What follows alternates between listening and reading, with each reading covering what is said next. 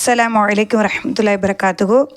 அல்ஹம்துலில்லாஹி ரப்பில் ஆலமீன் வஸ்ஸலாத்து வஸ்ஸலாமு அலா சய்யிதினா முஹம்மதின் வ ஆலிஹி வ அஸ்ஹாபி அஜ்மைன். பிஸ்மில்லாஹிர் ரஹ்மானிர் ரஹீம். முதல் பாடம் அத்தர்சுல் அவ்வலு. என்ன ஹாதா பற்றி தான் இருக்குது. ஹாதா எந்த இஸ்மு அப்படின்னு கேட்டால் இஸ்மு இசாரா. சரிங்களா?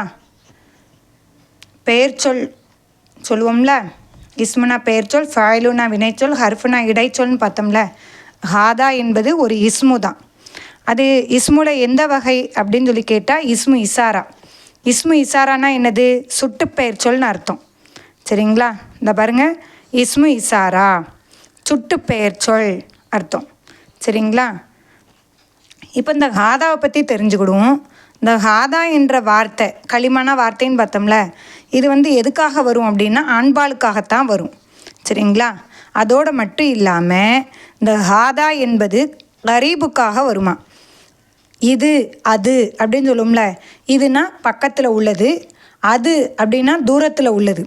அந்த மாதிரி ஹாதா என்பது இதுன்னு அர்த்தம். அப்போ இது என்பது பக்கத்தில் உள்ளது தானே சுட்டி காட்டும், இதை எடு அப்படின்னு. ஹாதா என்பது கரீபுக்காக வருமா. சரிங்களா?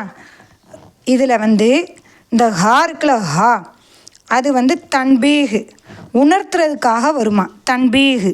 சரிங்களா? அதுக்கடுத்து இதில் உள்ள இந்த தா என்பது தான் இஸ்மு இசாரா அப்படி சொல்கிறாங்க.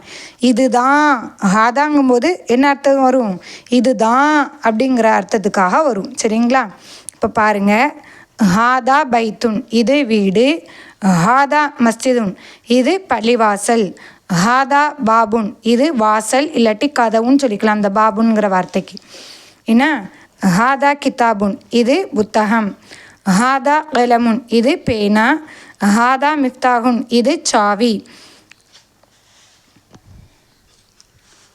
ஹாதா மக்தபுன் இது மேஜை, ஹாதா சரீருன் இது கட்டில், ஹாதா குருசியுன் இது நாற்காலி.